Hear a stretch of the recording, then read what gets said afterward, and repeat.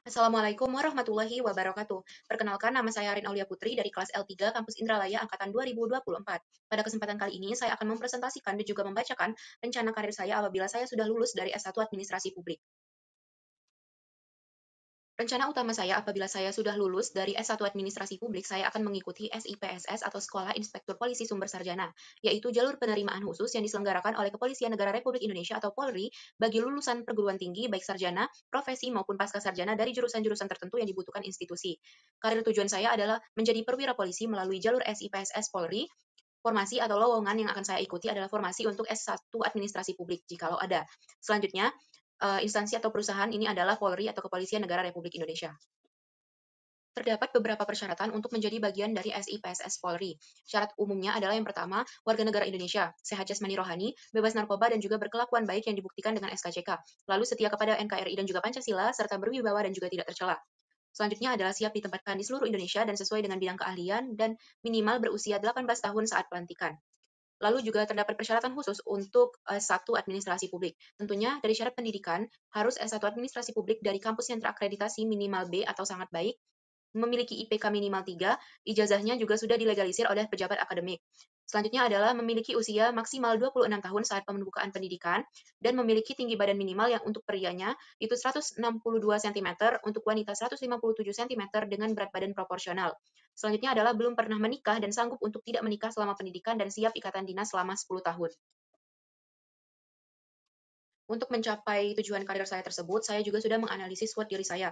Analisis SWOT ini dilakukan untuk menganalisis dari internal dan juga eksternal diri. Nah, untuk analisis internal itu dilakukan dengan analisis SWOT dari segi strength dan juga weakness. Nah, untuk internal pertama adalah strength atau kekuatan atau kelebihan. Nah, saya memiliki kelebihan dalam latar belakang akademik sesuai dengan kebutuhan organisasi Polri, yaitu paham akan birokrasi, administrasi pemerintahan, dan juga pelayanan publik. Saya juga memiliki kemampuan komunikasi dan kepemimpinan yang diasah selama kuliah yang cocok untuk peran perwira yang memimpin tim dan juga mengelola organisasi, lalu semangat nasionalisme dan loyalitas tinggi terhadap NKRI, memiliki fisik sehat dan bugar, serta memiliki kemampuan kuat untuk mengikuti pelatihan semi militer. Saya juga cepat belajar dan juga adaptif dengan lingkungan baru termasuk sistem disiplin dan juga hierarki di Polri. Saya tidak memiliki catatan kriminal, bebas narkoba, dan juga punya motivasi kuat untuk mengabdi. Selain itu, saya juga terbiasa bekerja dalam tim dan juga menyusun dokumen resmi atau administratif yang cocok dengan peran strategis dalam formasi Polri. Di samping menganalisis kelebihan, saya juga sudah menganalisis kekurangan atau kelemahan dalam diri saya. Tujuannya di sini adalah untuk memotivasi diri saya untuk memperbaiki kelemahan-kelemahan tersebut atau kekurangan tersebut. Yang pertama adalah saya minim pengalaman langsung di lingkungan semi militer atau penegakan hukum. Lalu saya juga belum terbiasa dengan pola hidup disiplin tinggi dan juga tekanan fisik berat, karena saya belum pernah mengikuti pelatihan semacam itu. Lalu peluang untuk formasi administrasi publik cenderung kecil karena kompetisinya tinggi dan juga kuotanya terbatas. Lalu saya juga menyadari bahwa tinggi badan saya mentok. Nah, hal ini bisa jadi penghalang utama pada tahap administrasi awal karena mungkin saya akan bisa tergeser dengan peserta yang tinggi badannya di atas saya. Selain melakukan analisis internal diri saya juga sudah melakukan analisis eksternal yang berupa peluang dan juga tantangan. Untuk opportunity atau peluang dari formasi S1 Administrasi Publik sering dibuka karena relevansi ilmu terhadap kebutuhan strategis Polri sangat relevan. Lalu kebutuhan Polri akan sumber daya manusia profesional dalam bidang tata kelola, manajemen publik, dan juga reformasi birokrasi. Selanjutnya, jalur SIPSS juga memberikan jalur cepat menjadi perwira pertama tanpa harus ikut brigadir atau bintara dulu. Selanjutnya, meningkatnya modernisasi Polri dan juga digitalisasi birokrasi yang sudah banyak dipelajari di ilmu administrasi publik. Lalu banyak pelatihan dan persiapan seleksi SIPSS yang bisa diikuti secara online maupun offline. Hal ini bisa menjadi peluang dan juga menjadi motivasi saya untuk mempersiapkan diri. Lalu jaringan administrasi publik atau alumni untuk administrasi publik sudah banyak yang masuk ke instansi pemerintahan atau Polri, jadi bisa menjadi sumber referensi dan juga dukungan. Selanjutnya adalah threats atau tantangan yang mungkin akan dihadapi. Yang pertama adalah jumlah pendaftar SIPSS sangat banyak, sementara kuota tiap formasi sangat terbatas. Lalu persyaratan seleksi fisik, psikologis, dan juga kesehatan juga sangat ketat. Jadi jika gagal di salah satu tahap, misalnya gagal di tahap kesehatan atau jasmani, harus menunggu tahun depan atau tidak bisa mendaftar lagi. Lalu waktu pendaftaran dan pembukaan formasi tidak selalu pasti tiap tahun. Dan juga harus siap ditempatkan di seluruh Indonesia termasuk wilayah konflik atau terpencil. Dan juga tantangan selanjutnya adalah adaptasi budaya kerja dan juga sistem komando militeristik yang bisa menjadi tekanan sendiri bagi lulusan sipil. Baik, di sini saya juga sudah menyusun tujuan dan target untuk jangka pendek. Tujuan jangka pendek ini adalah persiapan awal sebelum pembukaan SIPSS. Di sini saya akan memperoleh IP tiap semester minimal 3,8 agar saya bisa lulus S1 dengan IPK minimal 2,7. Harapan saya bisa lulus dengan IPK 3,7. Selanjutnya, saya akan mengumpulkan dokumen penting seperti ijazah, transkrip, SKCK, KTP, KK, akte kelahiran, dan juga surat sehat, dan lain sebagainya. Lalu saya akan mulai program latihan fisik ringan seperti lari, sit up, push up, shuttle run, dan lain-lain. Lalu juga saya akan mulai belajar mengenai tahapan tes, SKD, SKB, psikologi dengan mengikuti kursus. Lalu saya akan memantau info resmi pembukaan SIPSS di situs aslinya atau resminya. Lalu saya akan ikut forum atau grup alumni atau pembinaan SIPSS agar saya mendapatkan info bocoran dan pengalaman nyata. Selanjutnya saya akan melakukan tes kesehatan pribadi secara mandiri dengan mengetes kesehatan mata, tekanan darah, berat badan, dan juga lainnya. Lalu saya akan meningkatkan tinggi badan saya dengan latihan atau fisioterapi. Selanjutnya untuk tujuan dan target jangka menengah, di sini saya akan siap mengikuti seleksi dan juga siap untuk lolos. Di sini saya akan mendaftar dan ikut seleksi SIPSS saat pembukaan. Lalu saya akan fokus pada persiapan untuk semua tahapan seleksi seperti administrasi, pemeriksaan kesehatan tahap 1 dan 2, psikologi, tes akademik, tes jasmani, lalu wawancara dan juga pantuhir. Selain itu saya juga akan melatih mental dan ketahanan diri saya dengan ikut pelatihan semi militer atau simulasi baris berbaris. Lalu saya akan mengevaluasi hasil seleksi. Jikalau posisinya di sini saya belum lolos. Jadi saya akan mencari tahu titik kelemahan saya dan juga akan mencoba lagi tahun depannya. Lalu saya akan ikut kegiatan sosial dan kepemudaan untuk memperkuat nilai dan integritas dan pengabdian.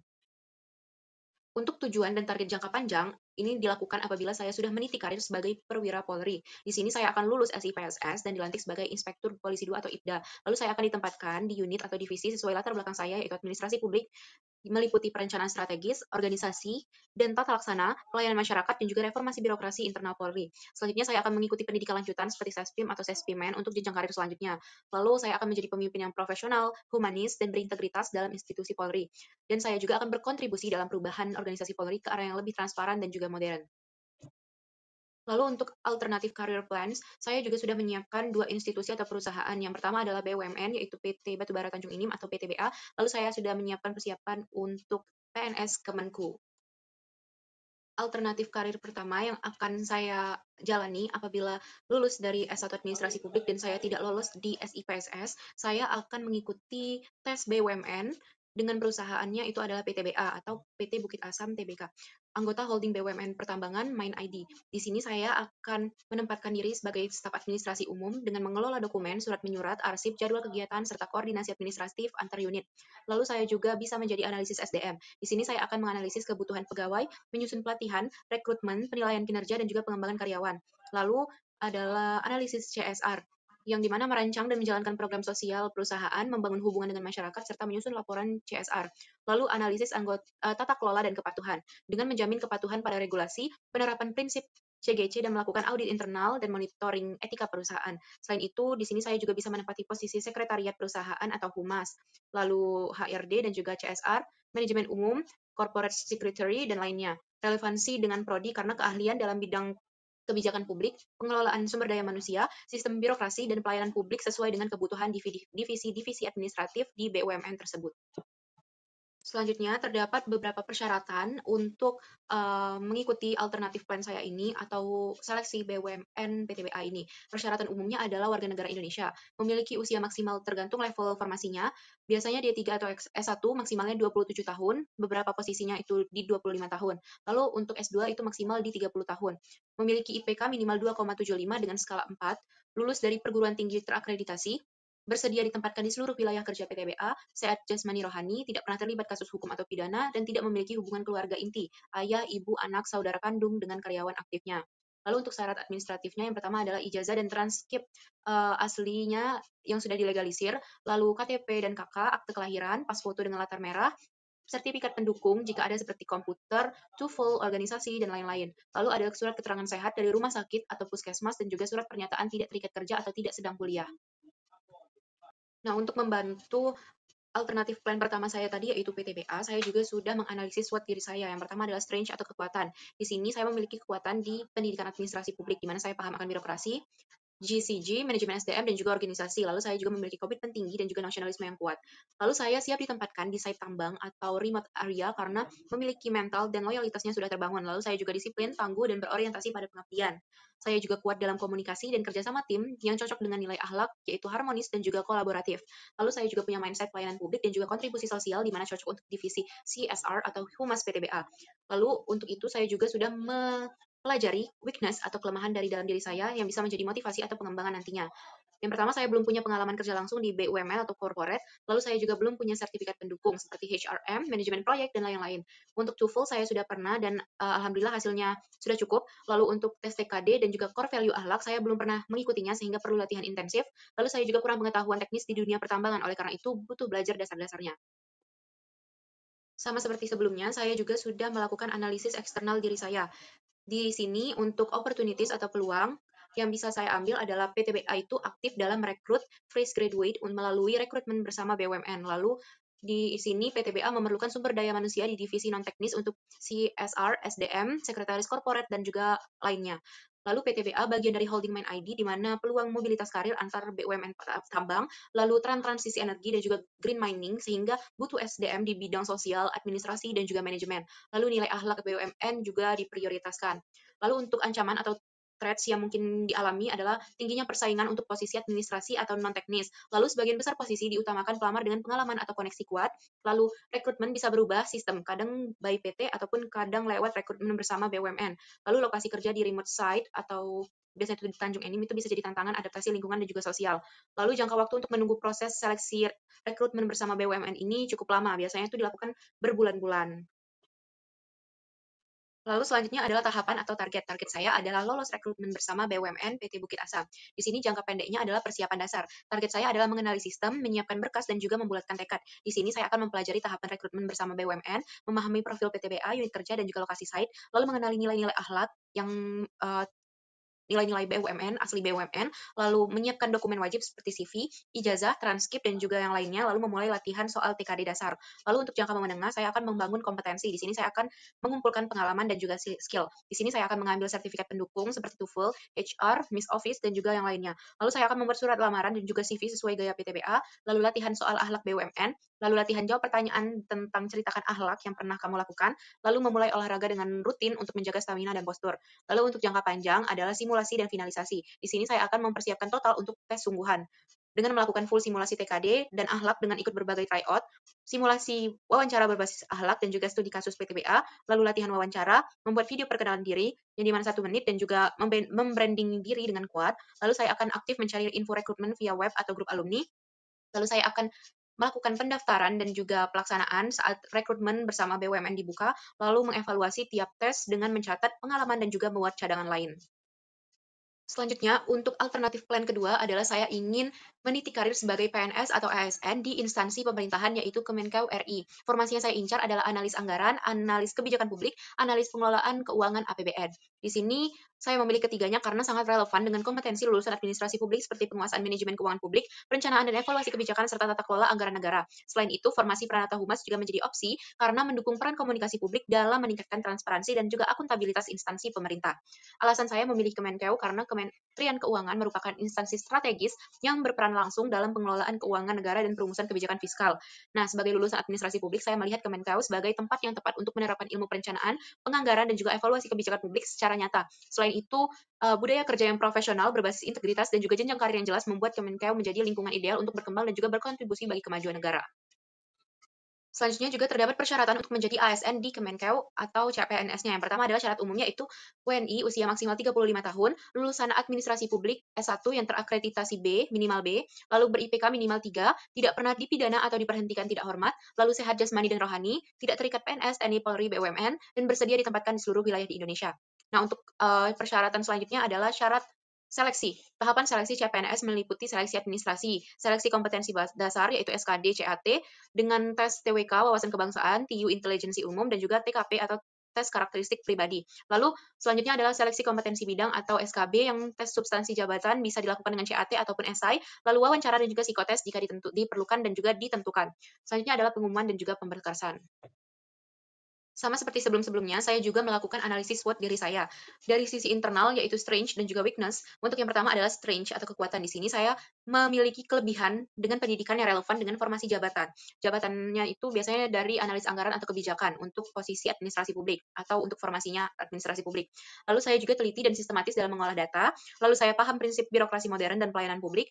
Dan saya juga sudah cukup familiar dengan struktur dan juga peran kementerian. Lalu nilai TKP dan TIU saya juga pernah nyari sempurna pada tes kedinasan sebelumnya. Saya pernah mengikuti tes kedinasan PKN STAN pada tahun kemarin. Lalu untuk weakness atau kelemahan, saya belum punya pengalaman kerja di instansi pemerintahan. Lalu saya kurang pengalaman menghadapi wawancara formal ASN dan juga nilai TWK saya belum cukup kuat, belum cukup untuk memenuhi standar. Jadi saya memerlukan pemahaman Pancasila, Undang-Undang Dasar, dan juga sejarah lagi. Selanjutnya, selain menganalisis internal diri saya juga sudah menganalisis dari segi eksternal. Nah, di sini adalah opportunity atau peluang yang di mana Kementerian Keuangan membuka formasi besar dan juga rutin. Lalu banyak formasi jabatan untuk S1 Administrasi Publik. Lalu adanya bimbingan belajar CPNS dan juga tryout gratis untuk belajar dan banyak alumni administrasi publik yang sukses di Kementerian Keuangan. Untuk ancamannya adalah passing grade yang tinggi dan juga persaingan yang ketat. Lalu jika gagal di SKD langsung gugur. Banyak saingan kuat dari jurusan ekonomi, hukum, dan juga akuntansi, dan juga kebijakan formasi bisa jadi berubah setiap tahunnya. Lalu saya juga sudah menyiapkan tahapan atau target menuju CPNS Kementerian Keuangan. Untuk jangka pendek, saya akan berfokus pada dasar dan juga teknis awal. Di sini saya akan mempelajari sistem seleksi CPNS dan tahapan dengan lengkap. Lalu saya akan mempersiapkan berkas administrasi seperti CV, transkrip, ijazah, dan lain sebagainya. Lalu saya akan memulai latihan soal CATSKD, yaitu TWK, TIU, TKP tiap harinya. Lalu saya akan membaca profil Kemenkeu dan tugas jabatan yang diincar. Lalu saya akan mendownload soal CPNS Kemenkeu tahun-tahun sebelumnya dan bergabung di grup Telegram atau WA seputar CPNS dan juga Kemenkeu. Lalu saya menerapkan target jangka menengah dengan membangun kekuatan dan juga menguasai SKD dan juga SKB. Di sini saya akan fokus pada penguatan TWK dan GKP karena sering ada soal jebakan, lalu mempelajari APBN, perencanaan anggaran dan juga kebijakan fiskal, lalu simulasi soal HOTS CPNS, tipe analitis dan juga logis, lalu latihan menjawab pertanyaan wawancara CPNS dan juga ikut simulasi CAT online minimal seminggu sekali dan ikut pelatihan mini atau sertifikasi bidang keuangan untuk kebijakan publik. Untuk jangka panjangnya saya akan meningkatkan peluang lolos seleksi sebenarnya. Di sini saya akan memantau info resmi CPNS di csn.bkn.go.id, lalu saya akan mendaftar CPNS saat pembukaan rekrutmen resmi, lalu simulasi penuh dari awal sampai wawancara, dan juga saya akan berkonsultasi dengan alumni yang sudah lolos CPNS. Dan selain itu juga, saya akan menyiapkan plan C jika tahun ini juga belum lolos. Baik, sekian pemaparan dan presentasi mengenai rencana karir saya untuk kedepannya apabila saya sudah lulus dari S1 Administrasi Publik. Terima kasih atas perhatiannya. Mohon maaf jika terdapat kekurangan dan kesalahan. Saya tutup dengan mengucap wassalamualaikum warahmatullahi wabarakatuh.